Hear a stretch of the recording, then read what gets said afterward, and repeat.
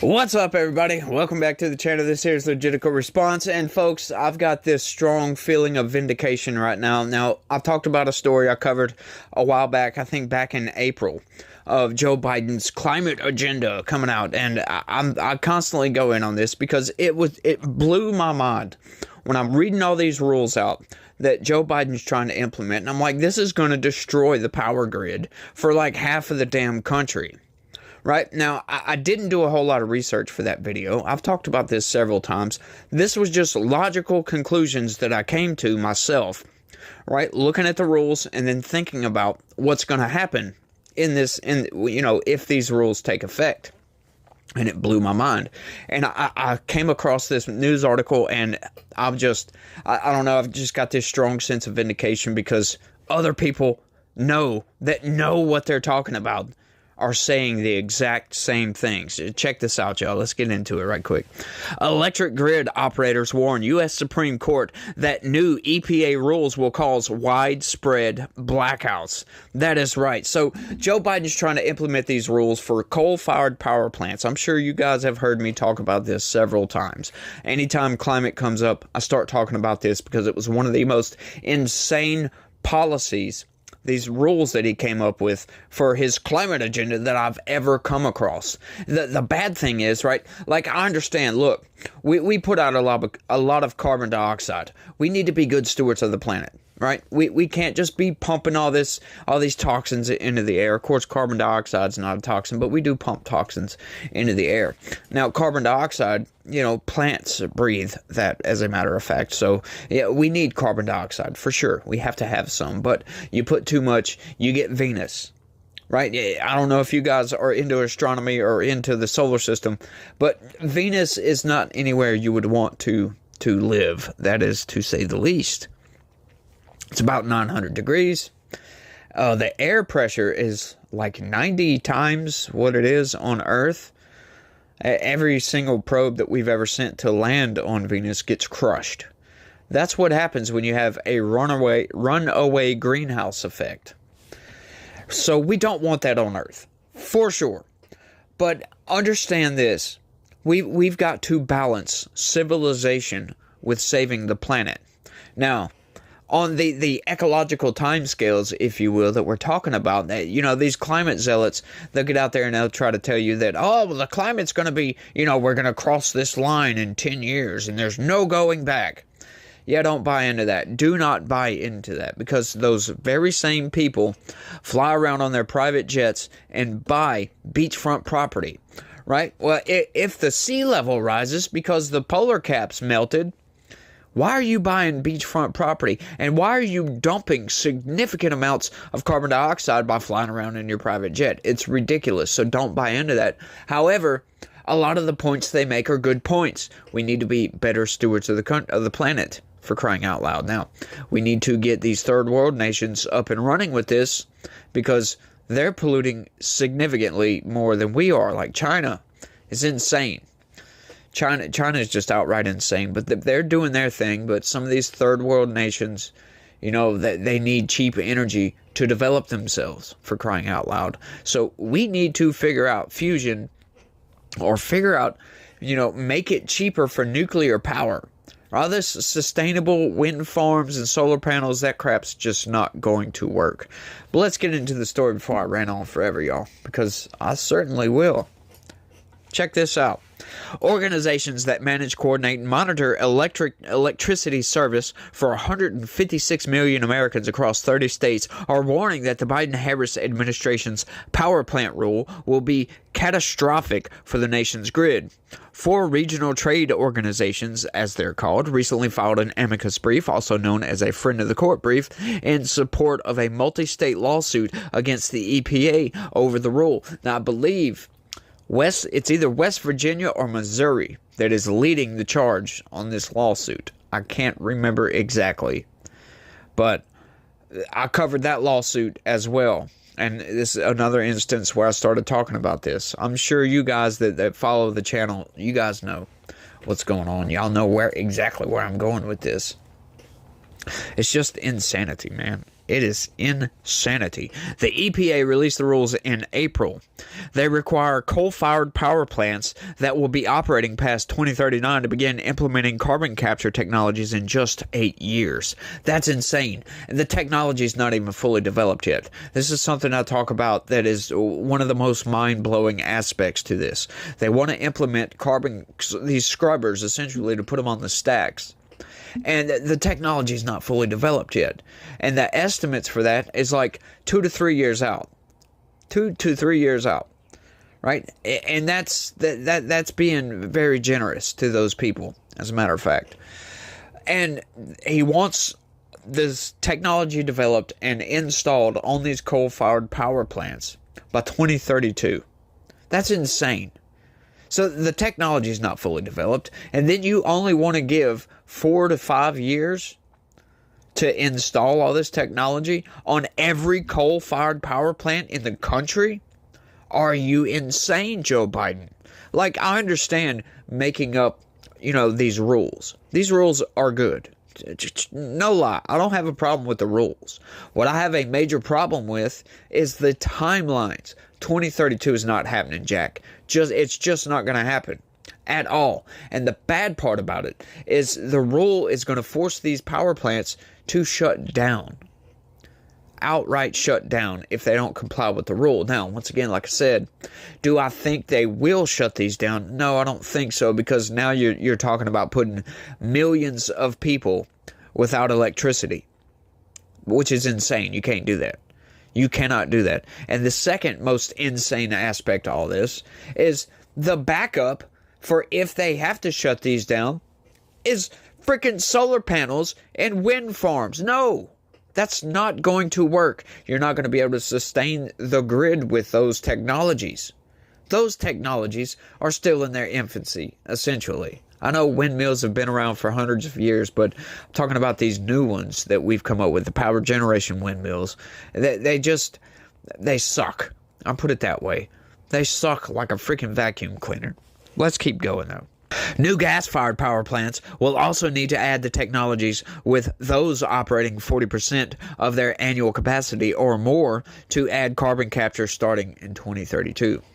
Isaac Orr and Mitch Rowling, co-founder and researchers with Always On Energy Research, performed an analysis on behalf of the North Dakota Transmission Authority on the impacts the rules would have on the Mid-Continent Independent Systems Operator, MISO, an RTO that covers a swath of the center of the U.S. The researchers say they found a number of problems. You think? The EPA grossly overestimated the ability of intermittent wind and solar to deliver reliable electricity during peak demand periods, according to the analysis. And it also found the agency didn't perform any reliability analysis on the rules. The result would be blackouts lasting days in some cases. Like I said, knocking these people back to the freaking 1800s with their insane climate garbage. That's what they're trying to do to middle America. Mostly red states, by the way. Mostly freaking red states. This is what Joe Biden wants to do to your country. This is why I always say Joe Biden is destroying this country. Look at everything he's doing in totality. He is outright just trying to subvert the United States as it is, as it was, and as it can be. For his climate agenda. He's sacrificing the United States on the altar of the climate. It's quite insane, y'all. The RTO's amicus brief points out these same problems. It argues that the EPA's timeline is too short. The requirements for compliance assume feasibility of carbon capture technology that has not been adequately demonstrated, the RTOs explain. And the rules would result in vast retirements of coal-fired power plants while preventing investments in baseload generators such as natural gas-fired power plants to replace the lost capacity. Once again, like I was saying, there's no plan to replace these. They want to try to subsidize it essentially with wind farms and solar panels. Yeah, that's not going to work, buddy. You can't do that. Once again, don't understand why we're not trying to build nuclear power plants. That's one of the cleanest energies we can produce right now. It's much more efficient. It's much cleaner than anything else we can do. It's like, okay, so you have a bit of a waste product that's dangerous, right? It's radioactive, for crying out loud. But we have ways around this. We have many ways around this with storage facilities. You know, we can innovate our way through any crisis we get ourselves into, right? We're having a climate crisis right now, right? And I'll call it that. I will admit to that. We have a problem with emitting toxic chemicals into the air, into the water, and we need to stop doing that. We outright need to stop doing that, but we need to have some logic behind this. We need more logistical resolutions to some of these problems, because what we're just talking about putting up wind farms and solar panels. Yeah, I'm sorry, buddy. That's not going to work, Joe. You're insane for doing this. These people are crazy. The RTOs also noted that the EPA performed no reliability operational assessments. Baseload generation refers to the minimum level of constant power supply that a utility or power grid must produce to meet the continuous and consistent demand for electricity. It would be absolutely devastating for the grid, Rowling told Just the News. And he's right about that. Rowling and Orr reached out to several regulatory attorneys, and none of them were aware of another situation in which RTOs filed an amicus brief asking the court to remand regulations back to the agency. The fact the RTOs intervened in the case suggests that they are especially concerned about the rules. Supporters of the rules, such as the Natural Resources Defense Council, argue the rules are necessary to achieve a net zero by 2050. Why do we have to do that by 2050? Why can't you come up with some better solutions, some more sustainable solutions? They love talking about sustainability, right? Like shutting down coal-fired power plants is insane because you don't have a replacement plan for these, and so people are going to go without electricity. You're going to damage the grid. Essentially, that's what they're doing. They're just coming up with these lame brain ideas and thinking, oh, well, we'll just figure our way out of this. No. You got to have some sort of backup for power generation, for crying out loud. Like, does Joe Biden really want to knock us back to the 1800s? Because that sure is what it seems like by implementing these ridiculous rules and putting such a ridiculous timeline on this. It's insane, y'all. The target is a key goal for anti-fossil fuel advocates because they say it would limit global warming to 1.5 degrees Celsius above pre-industrial levels. The criticisms the EPA's rules have received suggest the goal isn't achievable without serious threats to the reliability of the nation's grid. Net zero means cutting carbon emissions to a small amount of residual emissions that can be absorbed and durably stored by nature and other carbon dioxide removal measures, leaving zero in the atmosphere. I'm sorry, that's a ridiculous idea. We need to have carbon dioxide. We have to have carbon dioxide, right? Like we also have carbon capture technologies, right? Not just the carbon capture to put on the stacks. We can grab it out of the air, for crying out loud. I just don't understand people. Rowling said that many grid engineers and planners know that eliminating thermal units, cold and gas-fired power plants, on the same timescale that achieving net zero by 2050 would result in frequent and lasting blackouts. He said, however, there's a reluctance to be too vocal about it. The industries that contribute to the U.S. electric supply are interconnected, and there's pressure to maintain harmony and cooperation to not rock the boat, so to speak, which is a feature of many industries and organizations. So they don't say things out in the open that maybe they should, Rowling said. The 2019 blackouts in California, the deadly Texas blackouts in the 2021 winter storm Uri, and the Christmas 2022 blackouts in the Southeast, Rowling said, should have been a wake-up call for the country that there are growing risks to our electricity grid. So far, they haven't deterred the net zero by 2050 advocates from their agenda. No, they haven't. Rowling said the RTOs and utilities have traditionally been policy takers as opposed to policy makers. This is leaving a lot of policymaking up to the people who are not as knowledgeable or concerned about the impacts policies can have on the nation's electricity supply. That's right. So when you have a career politician who was once a lifeguard making up all this climate garbage, not knowing the results of what's going to happen, you're asking for a disaster here. Once again, like I said, anybody, like when I covered that story, anybody that read all those rules out can see, right? Like, I'm just a dumbass. I'm just an idiot that installs commercial storefront and cuts glass for a living, right? That's what I do. And I read the news. When I read this, I'm like, holy crap.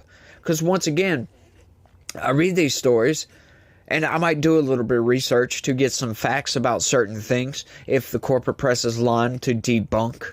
But for the most part, my reactions to all this is right off the top of my head. It's just what I'm thinking when I'm reading, right? Like I always say, when I'm reading these stories out, I got this other guy talking to me in the back of my head, kind of responding to what's being read out, thinking of what I'm about to say as soon as I stop reading. That's why there's so many freaking pauses in between reading so much, because I gotta say something about this, blah blah blah blah blah. It's just I don't know. It's crazy to me that these people don't seem to think ahead, and we're leaving these decisions to somebody that doesn't know any better, right? Like Joe Biden is not a lineman. He's not an electrical engineer. He doesn't know electricity except to plug your blender into the wall. You know what I'm saying? Like, why is he making policy decisions, rules that are going to affect millions of Americans' lives for the negative, right? Because of your climate agenda, because you want a virtue signal. That's what he's doing, and that's why I say he's destroying this country. Once again, at a certain point, you can't be policy takers. You have to get in the mix of policy. These are the people that know the best.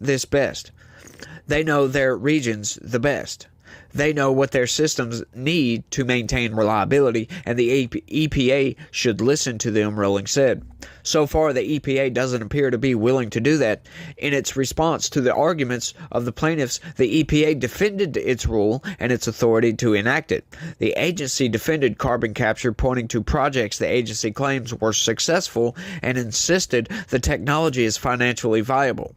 Rowling said he's talked to engineers that tell him the technology is still in its infancy, but the EPA is trying to force it into prime time. Yeah, the EPA, once again, these are climate zealots as well. And, once again, we just had an insane inflationary period where inflation went up to 9%. People, the wages haven't come up, regardless of what the corporate press tells us, because they're constantly lying. Oh, the economy's doing great. Look at all these jobs and look at the stock market. And wages have came up to meet with the inflation. No, they haven't. As a matter of fact, they haven't. You ask anybody, have you got a 30% raise in the past 3 years? And I bet you almost everybody will say no. No, not even close. Like my raises, I lied about this the other day. I said it was like probably 1% to 2%. When I actually went and did the math, that was just a guesstimation. When I went and did the math, I've gotten 0.6% raise in the last 3 years. 0.6%. That's how much I've gotten.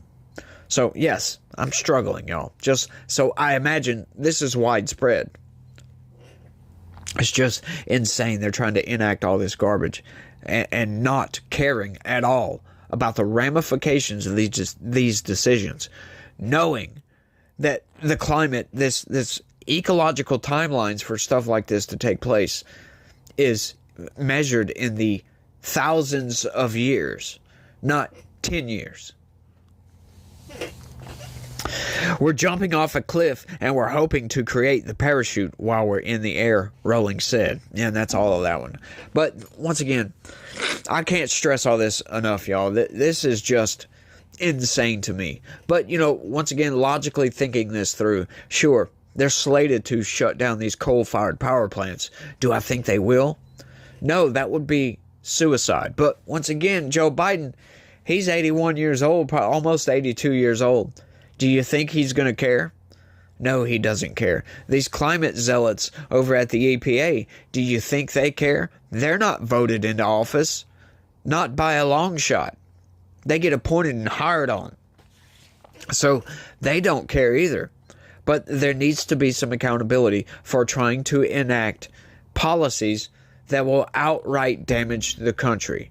And it's plain to see that. Once again, like I said, I'm just an idiot, right? I'm not some genius. I'm just a dude that installs glass. I can see this. I don't know about you guys, but that's just insane to me that these people, a career politician, is making decisions about our power grid that could possibly have some really, really bad ramifications for if this doesn't work out. And there's no backup plan. That's the most mind-blowing part about this. Hey, look, I understand. We got to be good stewards of the climate. But once again, if you don't have a backup plan, what are you doing with yourself, Joe? What in the F are you actually doing? You know, you get these agencies to make up all these rules. Why not get them to have a backup plan? Once again, nuclear power plants. Why are we not building more of these? Why are we not subsidizing geothermal energy production? Blows my freaking mind. Then they want to cut off the fossil fuel industry, even though Joe Biden trying to claim that we're producing more oil now than we were under Trump. That's a lie. It's an outright lie because he's not giving out any new leases. And the leases that they do have that are slated to go to some of these oil drilling companies, yeah, most of those leases, when you go look it up, they've already been explored and there's no oil there. They don't want them. And they're trying to say we're producing more oil now than we were under Trump. Yeah, go somewhere else with that. You're going to have a hard time getting me to believe that. I'm sorry. Joe Biden said he wants to eliminate the fossil fuel industry. And he's doing everything he can to do that. But, you know, once again, 81 million voters voted for Joe Biden. And I don't understand, like, were they just duped into voting for this guy? Or was most of it just, I don't like Trump because of COVID or whatever, for whatever reason, right? Like, I get some of these comments online and it's like, what the hell? How do people get so duped into believing some of the garbage coming from the Democrats, right? Like, I swear, if some of these people would watch my videos with an open mind, their minds would be freaking blown. The facts that they just don't know that would probably change their opinion on the Democrat Party are insane. They're just outright insane. Once again, when I first started doing this, sure, I leaned a little bit to the right. But once I started seeing the lies and the manipulation and where most of it was coming from, yeah, I kind of changed my mind a lot on a lot of things. The corporate press and the Democrats have pushed me further to the right. That is a fact. Because I don't want to buy into their insanity. And that's all it is. Most of it's insanity. Sure, they have some good policies. And they have some outlooks that are, you know, admirable, to say the least. You know, they might be a little bit iffy, but admirable. Like, you're trying to do good. I can see that, but some of it, it's just stupid. I understand the meaning behind it, though, but some of it's just ridiculous. But, you know, I've rambled on for long enough. Y'all let me know what y'all think about all this. Is this just not, like, one of the most insane things? And, you know, for the people that constantly watch this, am I vindicated? Like, that article was quite clear, and it was quite consistent with what I've been saying for the past 6-8 months about this. It's just ridiculous. It blows my mind, the lengths they are willing to go to sacrifice the United States on the altar of climate. It's crazy. But y'all let me know what y'all think. That's all I got for this one. I want to thank everybody for watching. And y'all try to have a good day. Stay logical. Peace.